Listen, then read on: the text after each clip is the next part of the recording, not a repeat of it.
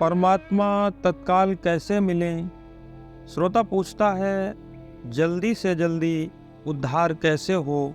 स्वामी राम सुखदास जी कहते हैं, हमारा उद्धार हो जाए, ये एक ही लालसा हो जाए तो तत्काल उद्धार हो जाएगा।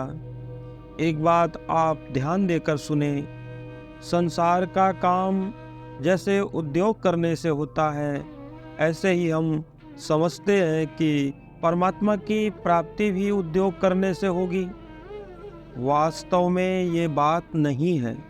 परमात्मा सब देश में है, सब काल में है, संपूर्ण वस्तुओं में है, संपूर्ण व्यक्तियों में है, संपूर्ण घटनाओं में है, संपूर्ण परिस्थितियों में है। अतः उनकी प्राप्ति के लिए केवल भीतर की लालसा होनी चाहिए।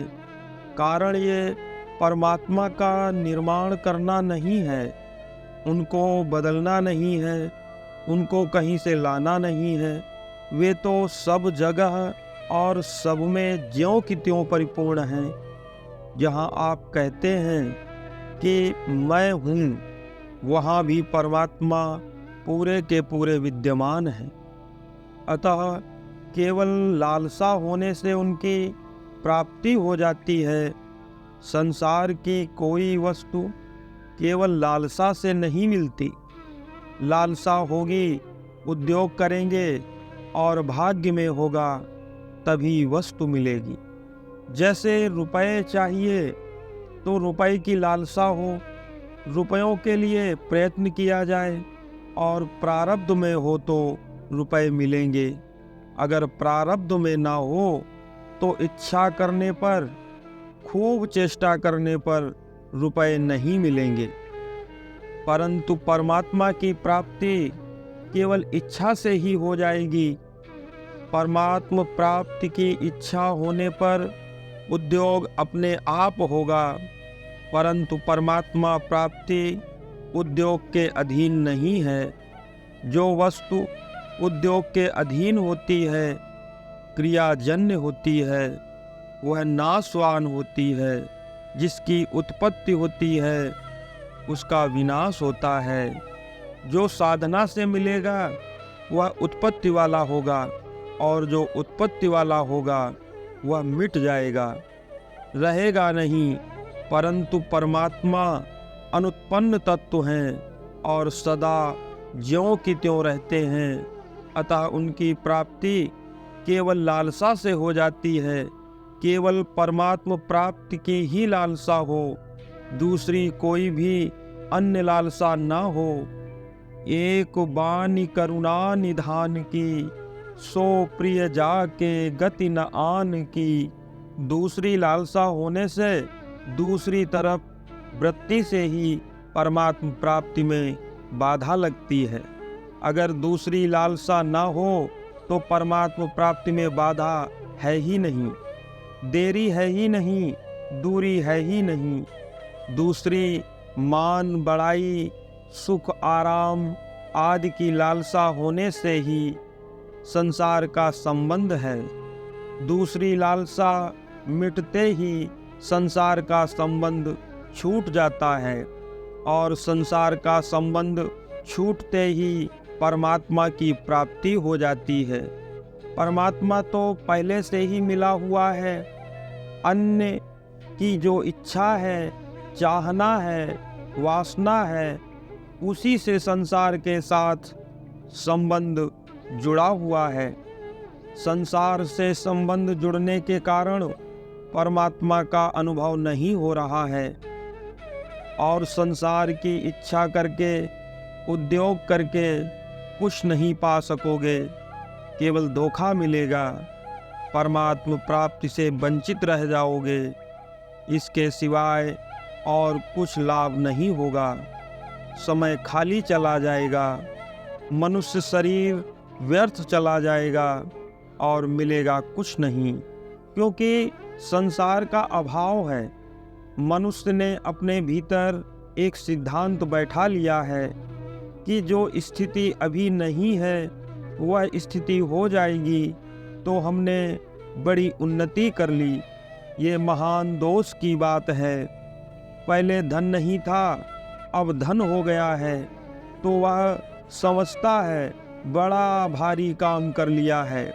लोग भी कहते हैं कि पहले साधारण आदमी था, अब लखपति करोड़पति बन गया है, तो बड़ा भारी काम कर लिया है।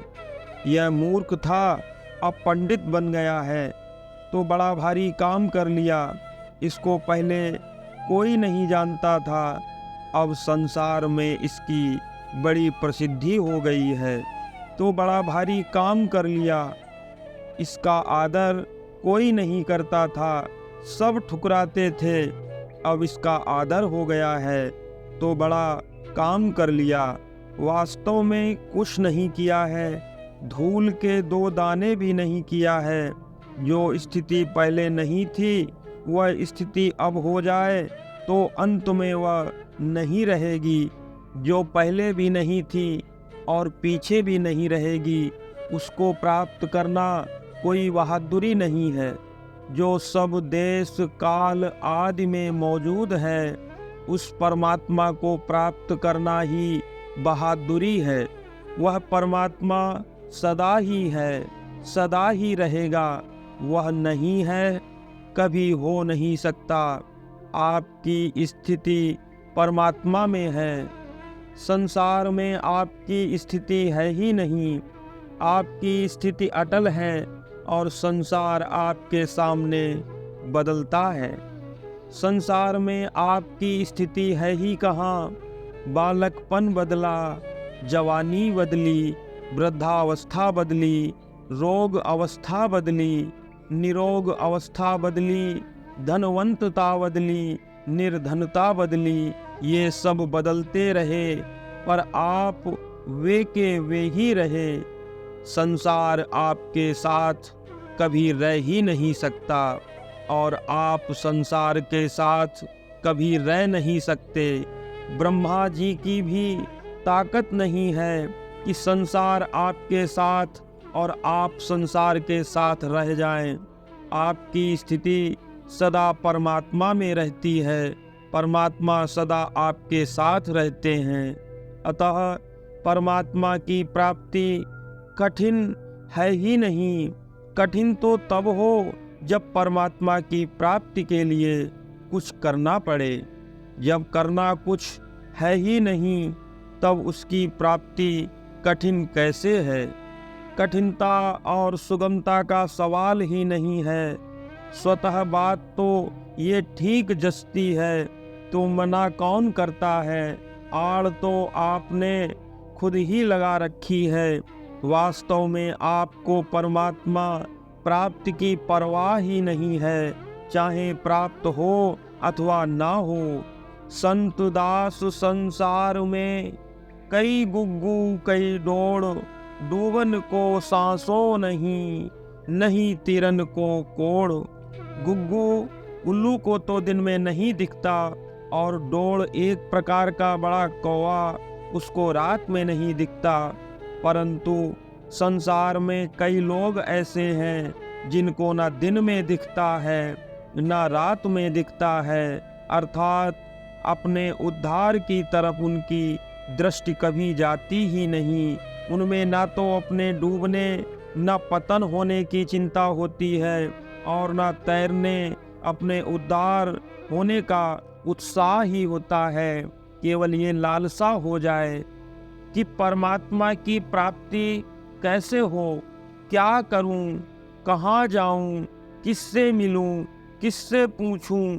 यह लालसा जोरदार लगी कि परमात्मा की प्राप्ति हुई, क्योंकि ये लालसा लगते ही दूसरी लालसाएं छूट जाती हैं। जब तक दूसरी सांसारिक लालसाएं रहती हैं, तब तक एक अनन्य लालसा नहीं होती।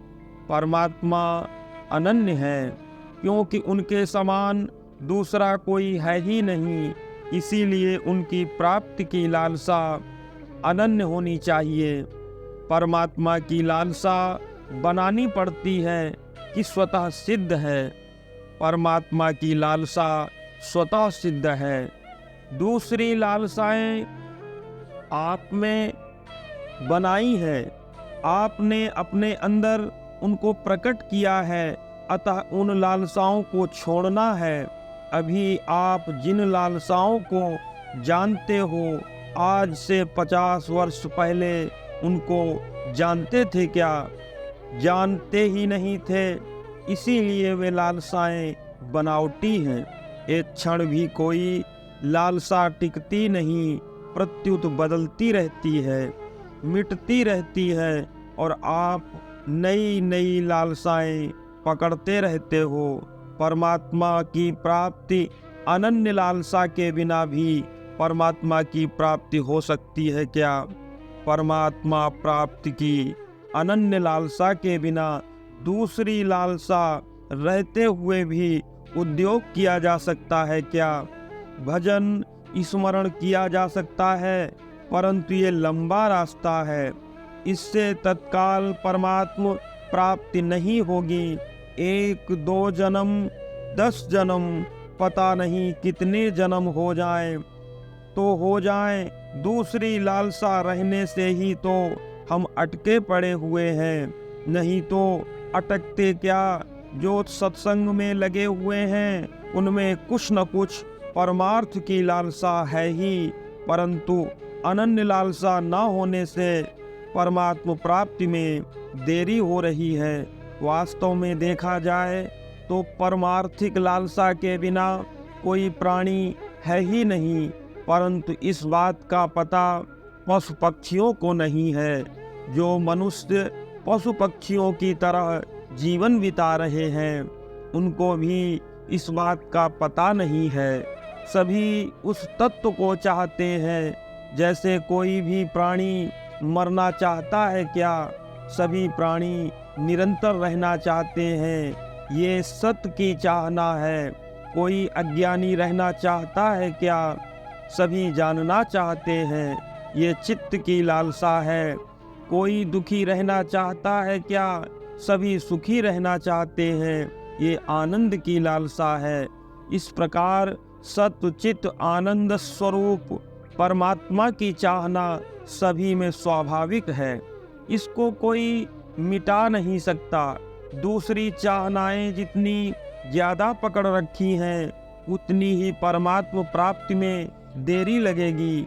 दूसरी चाहनाएं जितनी मिटेंगी, उतनी ही जल्दी परमात्मा प्राप्ति होगी। सर्वथा चाहना मिटा दो तो परमात्मा तत्काल प्राप्त हो जाएंगे। राज्य की चाहना होने से ध्रुव जी को परमात्मा प्राप्ति में देर लगी। इस चाहना के कारण अंत में उनको बड़ा भारी पश्चाताप हुआ कि मैंने गलती कर दी। आप जिन चाहनाओं को पूरी तरह से चाहते हैं, उन चाहनाओं का आपको पश्चाताप होगा और रोना पड़ेगा। अतः परमात्मा प्राप्ति की दूसरी लालसा बाधक है। इस बात पर विचार करने से दूसरी लालसा मिट जाएगी। दूसरी लालसा परमात्मा में बाधा देने में ही सहायता करती है। इससे लोक परलोक में इसी तरह का किंचिन मात्र भी फायदा नहीं है, केवल नुकसान के सिवाय और कुछ नहीं है। दूसरी लालसा केवल आध्यात्मिक मार्ग में बाधा बनती है। अगर इससे कुछ भी फायदा हो तो बताओ कि अमुक लालसा से इतना फायदा हो जाएगा। इसमें कोरा नुकसान ही नुकसान है। केवल ये दूसरी लालसा किस पर टिकी हुई है? दूसरी सभी लालसाएं संयोग जन्य सुख भोग की लालसा पर टिकी हुई है। संयोग जन्य सुख भोग की जो लालसा है, मन में जो रुचि है, यही बाधक है। सुख इतना बाधक नहीं है। असली बीमारी कहाँ है? इस बात का हमें तो कई वर्षों तक हमें पता ही नहीं लगा था।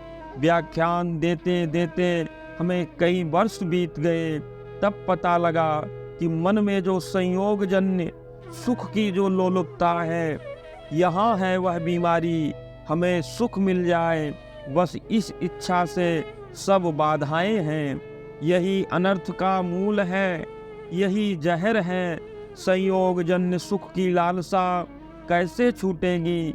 इसके छूटने का बड़ा सरल सीधा सा उपाय है, परंतु इसको छोड़ना है। इतनी इच्छा आपके घर कर जाए तो ये इच्छा आपको स्वयं होनी चाहिए, क्योंकि इसके बिना कोई भी उपाय काम नहीं देगा। इसको हम छोड़ना चाहते हैं, इतने आप तैयार हो जाओ तो ऐसा उपाय मेरे पास है जिससे बहुत जल्दी काम बन जाएगा। भाई बहनों के लिए, पढ़े लिखे लोगों के लिए, अनपढ़ आदमियों के लिए, छोटे बड़ों और सबके लिए एक सीधा सरल उपाय है कि दूसरों को सुख कैसे पहुँचे, दूसरों को आराम कैसे मिले। यह आराम दूसरों को देना है, दूसरों को सुख देना है, दूसरों का भला कैसे हो, ये लालसा लग जाए तो अपने सुख की लालसा छूट जाएगी।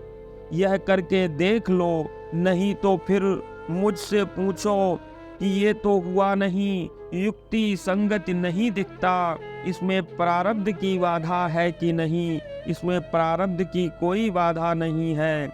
इसमें प्रारब्ध मानना केवल बहानेबाजी है। प्रारब्ध ऐसा ही है, समय ऐसा ही आ गया है।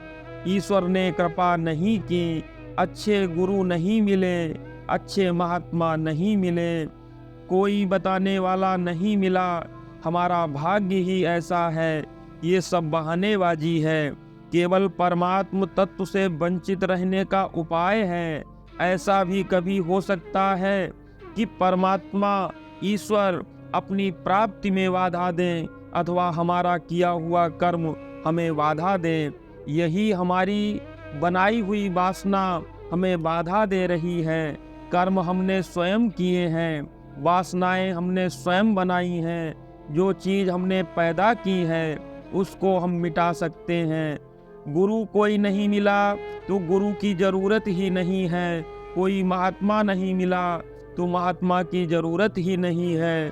भगवान ने जब अपनी प्राप्ति के लिए मनुष्य शरीर दिया है तो अपनी प्राप्ति की सामग्री कम दी है क्या?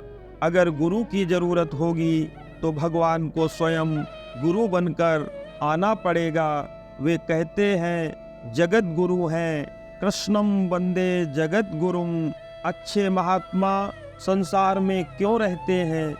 तत्वज्ञ जीवन अच्छे महात्मा अपने जीवन को जीते हैं, तत्व ज्ञान में जीते हैं। जो उनका तत्वज्ञ जीवन मुक्त है और परमात्मा को वो लोग प्राप्त कर चुके हैं, महापुरुष संसार में जीते हैं, तो वे क्यों जीते हैं? संसार में आकर उन्हें जो काम करना था वह काम तो उन्होंने पूरा कर लिया, अतः उनको उसी वक्त मर जाना चाहिए था, परंतु वे जीते हैं तो वे अब हमारे लिए जीते हैं। अब उन पर हमारा पूर्ण हक है, पूरा अधिकार लगता है। जैसे बालक दुख पा रहा है, माँ जीती क्यों है? माँ तो बालक के लिए जीती है, नहीं तो मर जाना चाहिए। माँ को ऐसे ही वह महात्मा पुरुष संसार में जीते हैं तो केवल जीवों के कल्याण के लिए ही जीते हैं। इसीलिए महात्मा हमें नहीं मिलेंगे तो वह कहाँ जाएंगे? उनको मिलना पड़ेगा, झक मार कर आना पड़ेगा। अगर हम सच्चे हृदय से परमात्मा को चाहते हैं तो गुरु की ज़रूरत होने पर गुरु अपने आप आ जाएंगे, भगवान गुरु को भेज देंगे। ऐसी कई घटनाएं हुई हैं, ये एकदम सच्ची बात है। इसीलिए प्रारब्ध और कर्म कुछ भी बाधक नहीं है। परमात्मा की प्राप्ति एक प्रबल इच्छा हो जाए कि हमें परमात्मा ही चाहिए, तो आपको यही इच्छा अनंत जन्मों के पापों को भस्म करके और परमात्मा से मिला देगी। नारायण नारायण।